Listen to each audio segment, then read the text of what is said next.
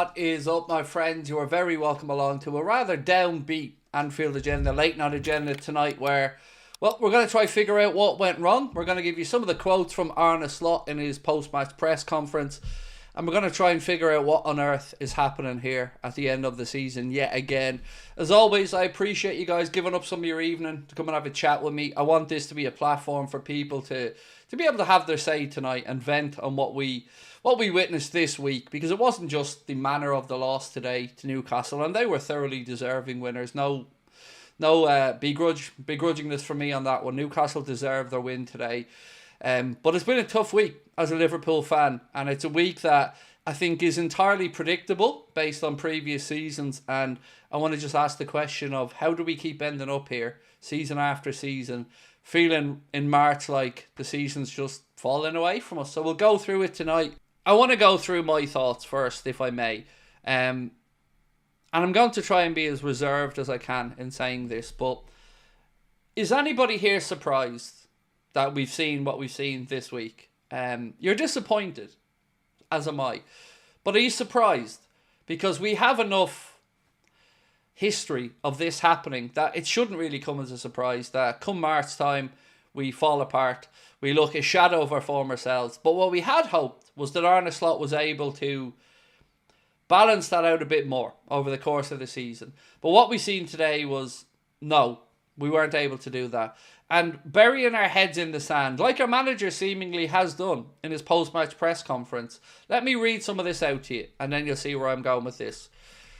So, Arne Slot in his post-match press conference said, Newcastle were taller, stronger in the duels, and both goals came from that. We have to be better with the ball, which is not so easy. The moment you do have the ball, you have to create more. We were waiting for a moment.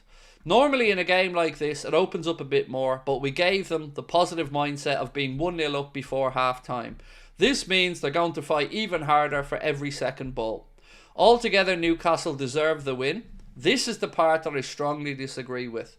It wasn't about energy. Yes, it was.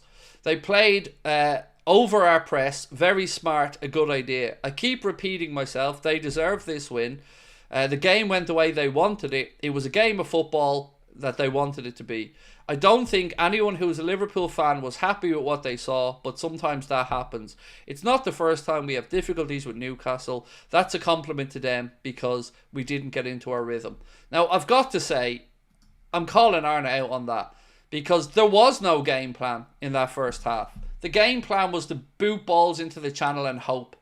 And to say that they got the break before half-time, well, that was entirely predictable as well. When you've got a 5'7" or 5'8" Alexis McAllister marking not just one, but two men from that corner, how is he going to compete with Dan Burn? I mean, some of the stuff the manager has said today is just absolute nonsense. And normally, we listen to his words, we heed them. But today, I'm sorry, got to be called out, as does the team selection for the game today. What did Diogo Jota do on Tuesday to deserve that start today? I would ask every single Liverpool fan, and not one of them would have an answer as to why he deserved to start that game today. And if the answer is because Darwin's not good enough and Gakpo isn't fit, well, then we come back to my previous complaint about not strengthening the squad. So for me today, I want everybody to know where I stand.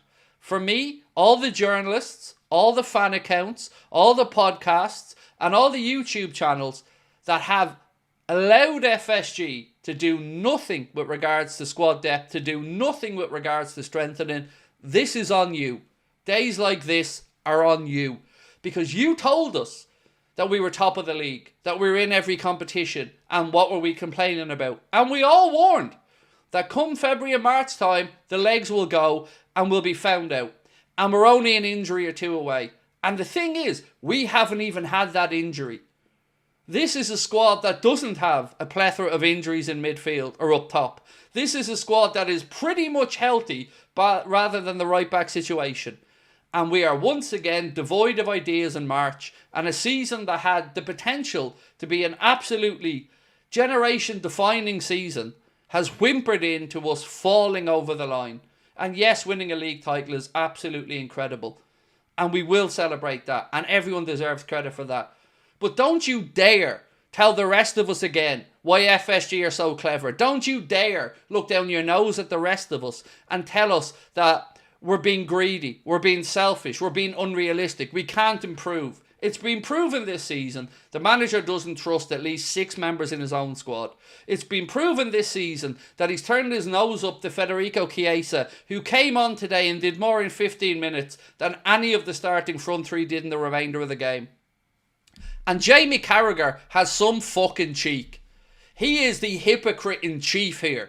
Carragher went on a few weeks ago on Sky and told everyone that FSG are doing a great job, that Liverpool fans should be happy with FSG, and that everything is tickety-boo. Then he comes out today and says Newcastle didn't just win, they battered Liverpool. It should have been 3 or 4-0. Liverpool got a consolation in the end. I find it difficult to be critical because this Liverpool team are looking like they're going to win the league this season. Liverpool were poor in Paris Saint-Germain, but you can understand in terms of opposition. Newcastle are a good Premier League team, but they wiped the floor with them. The legs ran out of steam. And this same hypocrite was the one telling the rest of us we didn't need signings. We didn't need to bring in midfielders. These same people are hiding now again. What is it going to take for people to finally come together and say this isn't good enough? These owners aren't good enough. How many promising seasons are going to end in an anticlimactical way before people actually start to speak up? So no more belittling of fans who criticize FSG. No more belittling of fans who are asking for transfers, because we're proven right every single year. And yet again in March time, we're all sitting here devastated at a season petering away because of a lack of investment and a lack of depth. And it's entirely predictable. So we need to resolve this. And they cannot get away with what they've gotten away with. There's no world that the contract situations aren't playing on the minds of Mo and Virgil. There's no world that that isn't causing problems in the changing room.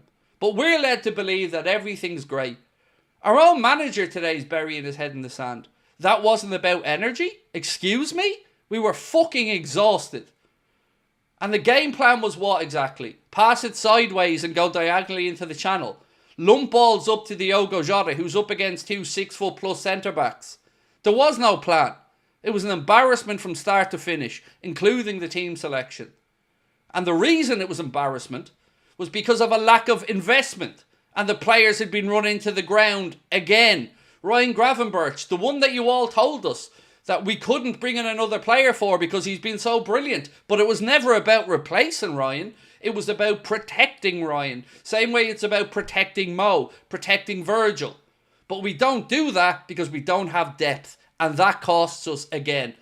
You don't get a trophy for being top of the Champions League format. You get a trophy at the end of it. But when it comes to the first knockout phase, we're gone. We're out. Gone. No legs. Extra time, absolutely wiped. Then the cup final on the Sunday. No answer. Flat performance. Not good enough. Heads have to roll. And I'm sorry, but it's bullshit.